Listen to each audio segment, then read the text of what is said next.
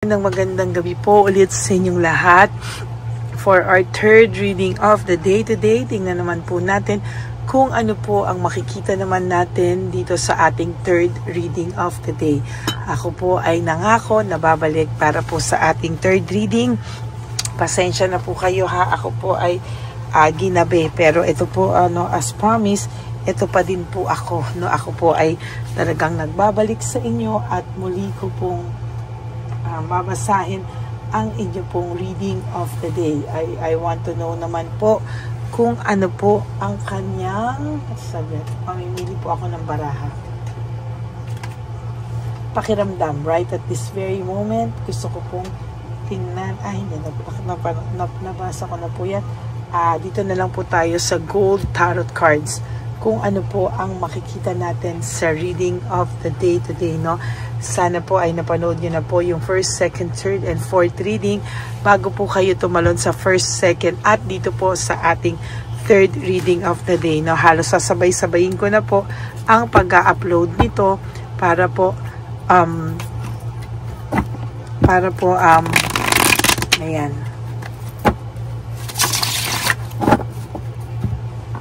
Okay. Palasahin lang po natin mabuti para po talagang makita nyo na ang ating baraha po ay binalasa nating mabuti, no? So, ano naman po kaya talaga ang makikita natin ngayong araw na ito, no?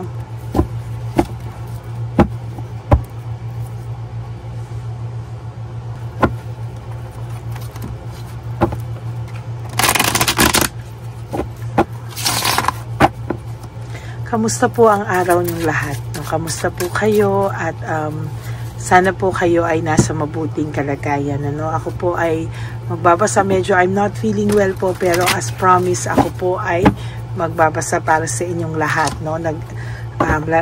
Nagsisave po ako ng energy dahil ako po ay may gagawin. Parang meron po akong kailangang mission, no? So, ako po ay nagre-reserve ng energy dahil medyo masama po ang aking pakiramdam. Okay, pili na po tayo ng 20 cards.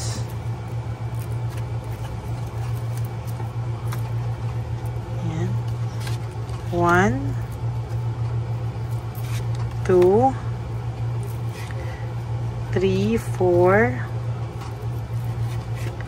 5, 6, 7, 8, 9, and 10. And another 10 cards po. 1, 2, 3, 4, 5, 6, 7, 8, 9, and 10.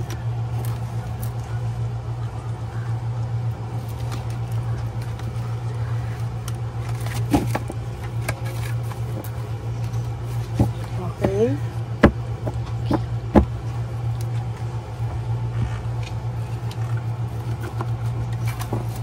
Buksan muna po natin ang ating kandila bago po natin basahin ang ating third reading of the day today.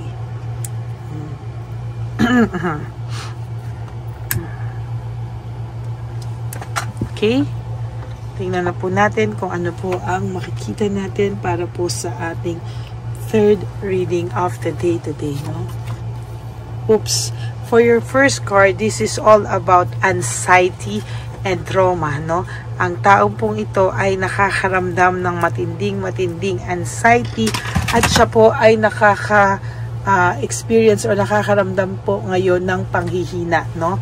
Siya po ay hindi niya po alam kung ano po ang kanyang gagawin dahil kahit po ano ang kanyang gawin, siya po ay walang kagana-gana at talaga pong masasabi natin dito na talaga pong siya ay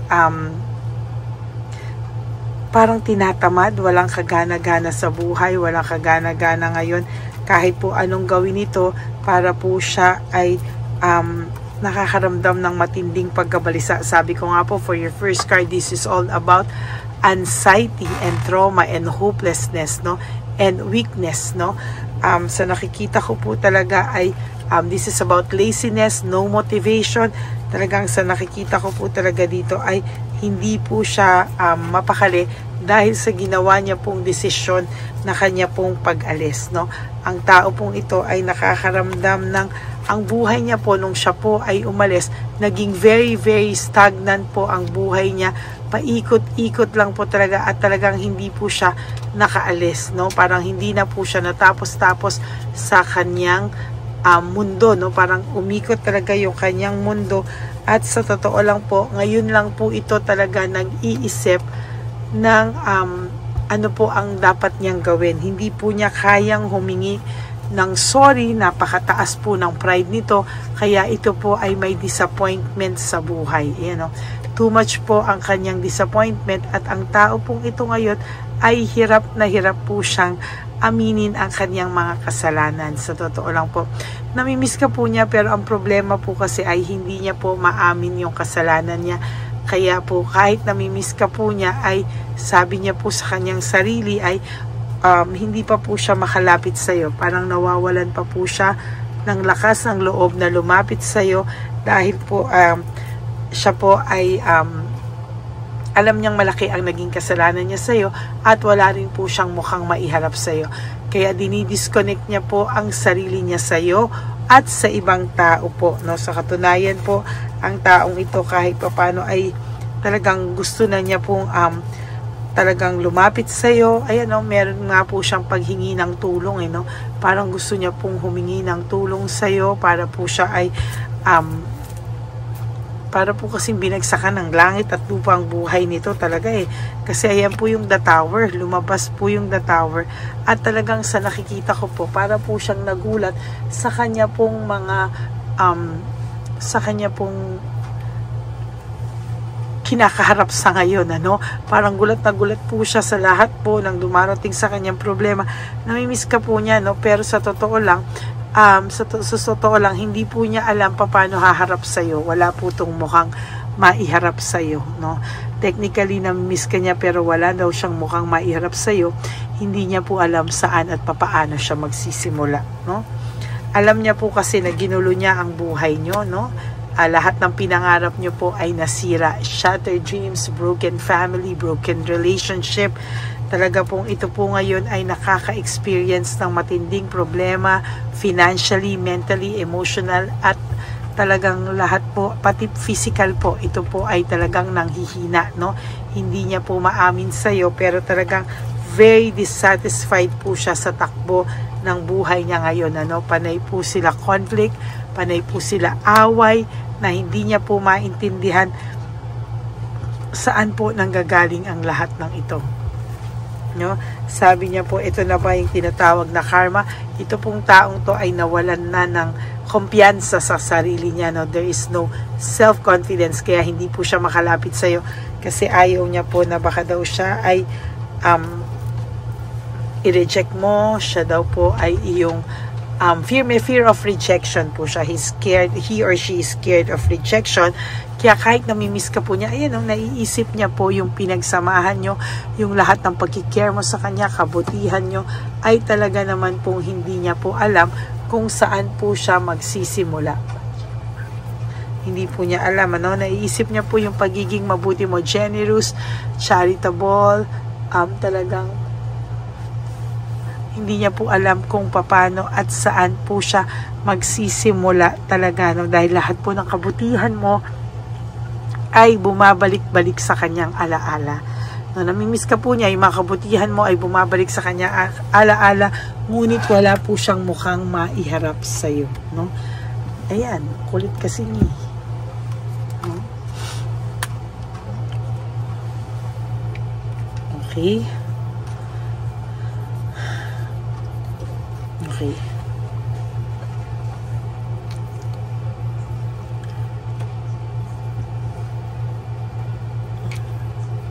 Yung totoo, namimiss ka talaga niya. At lahat ng ginawa mo,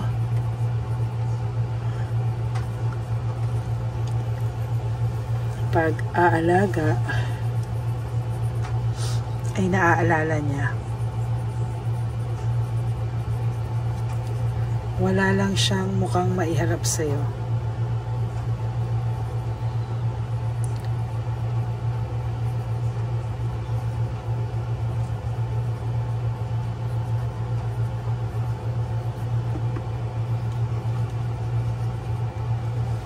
Yung totoo, namimiss ka talaga niya at lahat ng ginawa mong pag-aalaga ay naaalala niya. Wala lang po siyang maiharap na mukha sa'yo or wala siyang mukhang maiharap sa'yo. No? Napakahaba nitong title na to. Hindi ko alam kung paano ko pagkakasyahin, pero at least alam niyo po na ito po ang talagang title niya. No? Yan, no? Lahat po ng pagiging charitable mo, generous po sa kanya, ay talaga pong naiisip niya pa talaga, no? Kaya po ngayon, ikaw po ay may end of phase, no? Patapos na po ang iyong mga problema, iikot na po ang mundo mo, no? Kahit pa paano you will start to adjust to na makamove on, pero po siya ay still hindi pa rin po siya makapagdesisyon, ano? Hindi pa rin po siya makapagdesisyon kung ano po ang gusto niya sa buhay niya. And true enough, no?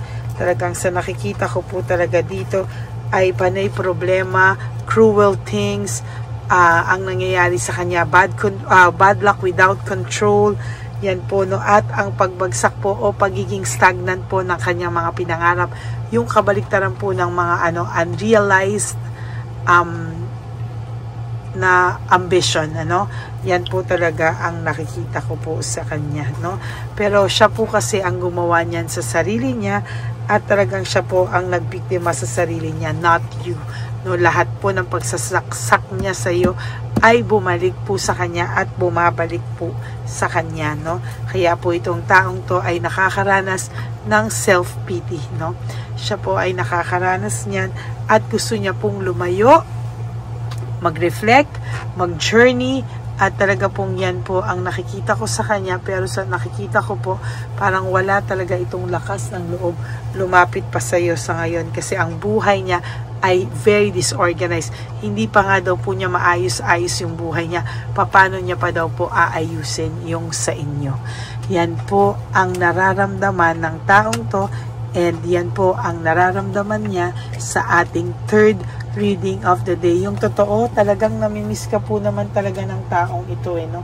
Naiisip niya po lahat talaga ng magandang ginawa mo sa kanya, pero sa totoo lang po, aaminin ko po sa iyo, no, na hindi niya po alam kung paano po siya haharap sa iyo, dahil alam niya po na nabuking mo na po lahat po ng mga pinagagawa niya, at alam niya raw po sa sarili niya kung ano raw po ang, sabi ko nga po sa inyo, lahat po yan ay alam niya sa sarili niya, na nakarating na po yan lahat sa iyo, na lahat po ng mga pinag-iimbento niya ay nakarating na po sa iyo. Kaya itong taong pong ito ngayon ay nakakaramdam ng pagkapahiya sa mukha niya, dahil sa lahat po ng kabutihan mo, nagmahal ka lang naman po. Ikaw po ay pinasama, at ikaw po ay sinaktan, at ikaw po ay pilit na pinahiya sa ibang tao. Pero sa totoo lang po, lahat po yan ngayon ay naisip niya, kaya kahit namimiss ka niya talaga, ay lahat ng ginawa mo ay naaalala niya, pero wala po siya kasing maiharap sa'yo sa kalokohan na nagawa niya. Okay? That is your third reading for today. I will try to make another reading po para sa inyong lahat. Pero kung hindi na po, patawarin niyo po ako, no? Pero, I'll try to do another one po, no? Para naman po, makumpleto ko rin po sa inyo ngayong gabi. Pero, titingnan ko po kung talagang kaya pa ng powers ko. Pero for the meantime, no, you please like this video, and please click the subscribe button, and click the bell po para lagi po kayong updated sa ating latest videos, para updated po kayo na sunod-sunod po ay inyong mapanood, no? And for those of you who would like to have a private reading with me, you can message me po at Lady Lee Elena. That's Ladyly Elena. Nasa dulo po yan ang ating video. Diyan nyo lang po ako makokontak. That is my only official and legit FB account. Nilabas ko din po ang fake account ng Lady Elena na kung saan ito po ay nag-i-scam at nangungurakot po at nang hahack ng mga cellphone details nyo po, no? Kaya mag-ingat po kayo, baka mamaya po meron na lang kayong biglang makita na sa mga friends nyo ay nagde-text at kayo ay nanghihiram na ng pera, no? Kaya mag-ingat po kayong talaga, no? And sa akin naman po mga ever loyal, solid and faithful na Lady Elena family, I love you all from the bottom of my heart.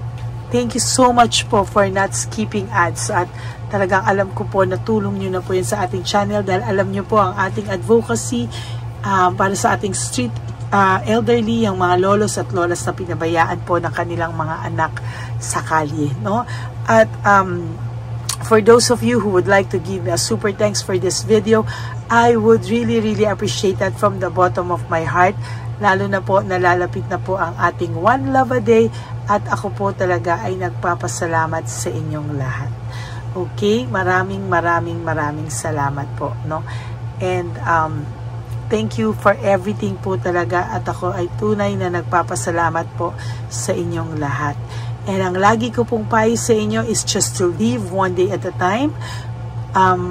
You do 3 things that will make you happy for today. Prioritize yourself. Be grateful, no? And tayo po ay may buhay pa at tayo po ay mahal na ating universe at ni ating Papa Jesus dahil tayo po ay hindi niya pinabayaan. Hindi niya po tayo bibigyan ng isang bagay po na hindi po natin kakayanin, no? Lahat lang po ng binibigay niya sa atin ay alam niya po na kakayanin natin at talaga po kung minsan sinusubok tayo ng panahon pero wag po tayong bibigay, hindi niya po tayo pababayaan. Sometimes everything happens for a reason, no? May reason po ang lahat ng bagay nangyayari sa buhay natin. Okay? God bless you all and I love you all from the bottom of my heart. Thank you po, no? We are now approaching 19,000 subscribers. Kaya maraming salamat po sa lahat ng suporta at pagmamahal na binibigay niyo po sa akin at asahan niyo po kahit nasaan akong lupalop ng daigdig. Sabi ko nga sa inyo, ito nga po, kahit minsan ako ay down, minsan nalulungkot din ako, may pinagdadaanan, pero hindi ko po yung pwedeng paapektuhan sa atin pong reading of the day. Tandaan niyo po kayong lahat, kaya ko po kayong basahan, pero yung sarili ko po ay hindi ko po kayang basahan, no? At talagang minsan tayo ay tao lamang sinusubok, no? Pero wag po kayong mag-alala, hindi po yan regarding sa love life. maraming salamat po and may God bless you all and I love you all from the bottom of my heart. God bless you po and magandang gabi po sa inyong lahat. Okay, update po, may nagpanggap pong subscriber natin na siya po ay magpapahula sa fake na Lady Elena, kaya ayan, hinihingan po siya na $80 at ang cell po niya ay nabigay at nakuha. Ang pangalan niya po sa cell ay Julian Albert, no? Siya po ay may cell account din, kaya mag-iingat po kayo. Ayan po, no, kung sino man po yung scammer na Julian Albert na yan, no, i-insensuhan po natin yan para siya po ay makonsensya. Kung wala man po siyang konsensya, at least po bumalik sa kanya lahat po ng kanyang ginagawa at maling-mali po yan, ano. Basahin niyo po lahat yan, makikita niyo po, ayan po ang cell number niya at Julian Albert na yan, ano, para po talagang ma-report din po natin yan na siya ay gumagamit ng cell account na Julian Albert. Mag-ingat po kayo, ayan po yung number niya, ayan po yung pangalan niya. Huwag po kayong magpauto. Nakita nyo naman po, no, napakalayo po ng pangalan ko sa pangalan ng pinagsesendan nyo po ng account o ng pera. Kaya mag-ingat po kayo at beware sa scammer na to. At talagang ayan po, pinost ko po ang kanyang pangalan dito para maging babala po sa inyong lahat. Maraming salamat po. At mag-ingat po kayo, pakireport po ang page na yan, ang messenger niya na Lady Elena. Maraming salamat po and God bless you all. Ayan, sa susunod po makikita niyo yung account niya na i-report niyo. Salamat po na marami. Magandang gabi po ulit sa inyong lahat. Ako po ay muling nagpapaalala sa inyo na mayroon pong lumalabas sa FB at Messenger account na fake account po nang hihingi po ng $25 through PayPal at hindi po yan totoo. Huwag po kayong maniwala dyan. At pag sinabi mo po na gusto ko pong marinig ang boses nyo, or makita kayo, ang sasabihin po ay magbibigay kami ng link, buksan mo yan, at pagkatapos ay makikita mo ako. Huwag po kayong maniniwala dahil yan po ay hindi totoo. Yan po ay isang malaking scam na pag binuksan nyo po ay mahahack po lahat-lahat sa inyo. Mahahack po ang inyong mga personal details. Lahat ay mahahak. Ako po ay nalulungkot na ito po ay nangyari, ngunit sa talagang may mga tao pong masasama at may mga tao po talagang hindi makatiis na hindi gumawa ng masama sa ibang tao.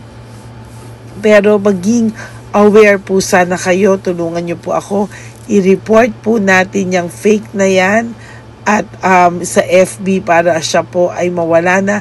At wala na po siyang